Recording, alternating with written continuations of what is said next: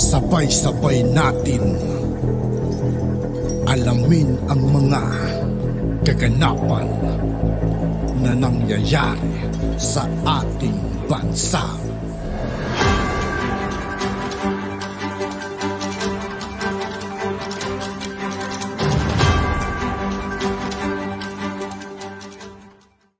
Yo, what's up mga kaibigan? This is I2K po again. Ngayon nandito ulit tayo sa channel ni Banat PH Update TV. Dito naman ulit tayo magbibigay ng komento at reaksyon. Kaya samahan nyo ako guys. Let's go! Pera siguro kung kukwentahin natin, daan-daang bilyon na po ang nananakaw sa ating kabambayan. Mula pa ho nung bumalik ang demokrasya dito sa ating bansa sa ilalim ng 1987 Constitution. Huwag na natin pag-usapan yung... Nga pala mga kaibigan, sa lahat ng hindi pa nakasubscribe kay Banat PH Update TV, mag-subscribe na po tayo at huwag nyo rin pong kalimutan mag-subscribe dito sa aking channel. Mga nakaraang administration pa bago yung people power kasi noon talagang kakaiba. Pero ngayon na ibinalik ang demokrasya, pero ginamit naman itong demokrasyang ito sa pagsasamantala ng mga dati at kasalukuyang opisyal. Hindi ko naman nila lahat. Marami pong sangkot sa graft in corruption. At alam ba ninyo na kaya ho namamayagpag ang mga drug lord, malalaking supplier ng drugs sa ating bansa dahil alam nilang nakukurap nila, nababayaran nila ang ilang mga tiwaling opisyal ng gobyerno. Kaya kung bibitayan mo yung mga drug lord, dapat isamang bitayin yung mga protector. Tama. Para magkaroon sila ng takot, para wala nang magbenta ng pag-aaral ng Pilipinas. Tulad yan mga kaibigan, Meralco, Maynilad. Diba? Pero kung mababawi ng gobyerno yan mga kaibigan, napakagandang balita yan. At sana nga mabawi na ng gobyerno ang Meralco, lalo-lalo na yung Meralco na yan. Ang mahal maningil mga kaibigan, buwan-buwan nagbabahad ka na magkano. Yung mga nagbibigay ng proteksyon, tapos mag-brabran out lang. kapalit ng pera. Kaya sila'y nakakawala. At saka yung pagnanakaw ho sa kabangbayan, alam nyo kung ang ating pera ay nagagamit ng tama at hindi po nananakaw, dami pong pwedeng maipagawa niyan. Yung mga school building, classroom, mga highway, developments, mga tulay at kung ano-ano, mga skyway at maraming pag-develop sa ating mga probinsya, magagamit po yan. Pero dahil nga po sa maraming korupsyon noon, ilang dekada na, until now, hindi tumitigil. Kasi nga po, yung justice system sa atin mahina pa. Pangalawa, wala ho talagang nakukulong di wala rin mabibitay kasi wala hong bitay tungkol sa graft in corruption. Kaya kung pwede, mga politiko, Congress at Senado, mga senador, isama na rin po ninyo na yung pong laban sa graft in corruption ang parusang bitay. Kasi nga po inuulit ko, ang mga drug lord ay pera ang pinagagalaw. Yung justice system at mga protector na mga law enforcement agency or mga local executive kung nasasangkot sa illegal drugs, yun ang dahilan kung bakit tayo hindi nagtatagumpay at hindi matapos-tapos ang illegal drugs. Kaya kung bibitayan ang drug lord, ang mga sindikato, supplier dito sa ating bansa, isama na rin ang mga corrupt official ng ating bayan. Ayan po. Yan po yung aking sariling panawagan at opinion. Kung kayo po susuporta, salamat. Kung naniniwala kayo na dapat ay seryoso ang laban dito sa korupsyon sa ating pamahalaan. Kasi nakakapanghinayang po na daan-daang bilyon ang nawawala dito sa ating bayan na para bang nababaliwala lang.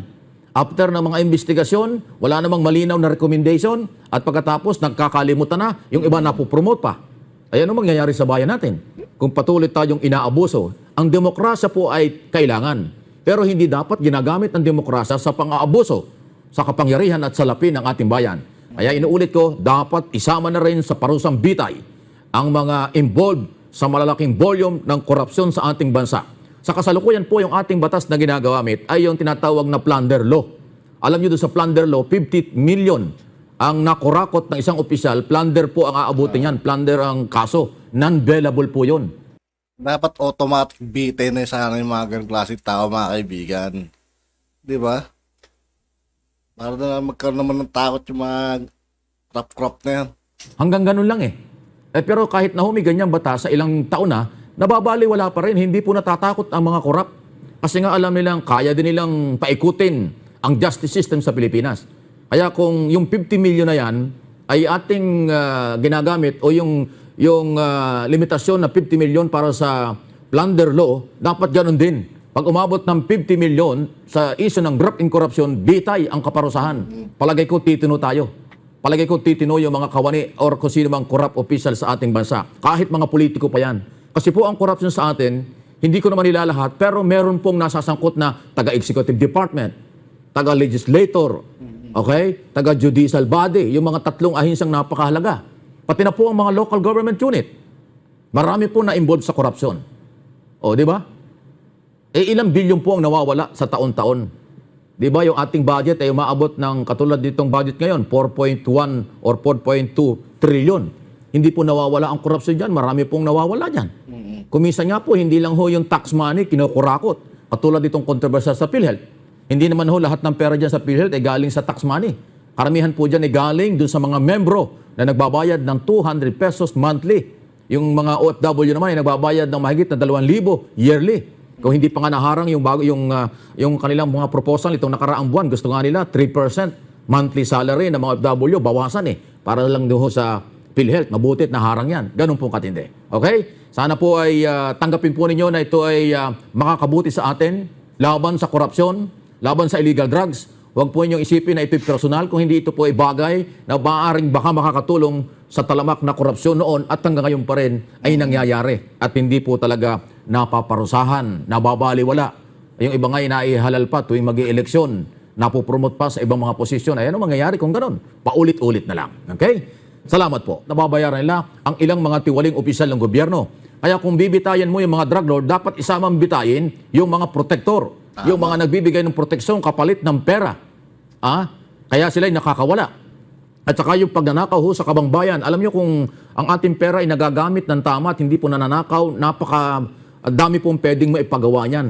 Yung mga school building, classroom, mga highway, developments, mga tulay at kung ano-ano, mga skyway, at maraming pag-develop sa ating mga probinsya, magagamit po yan. Pero dahil nga po sa maraming korupsyon noon, ilang dekada na, until now, hindi tumitigil. Kasi nga po, yung justice system sa atin, mahina pa.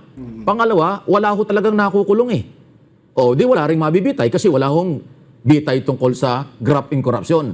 Kaya kung pwede, mga politiko, Congress at Senado, mga senador, isama na rin po ninyo na yung pong laban sa graft in corruption ang parusang bitay.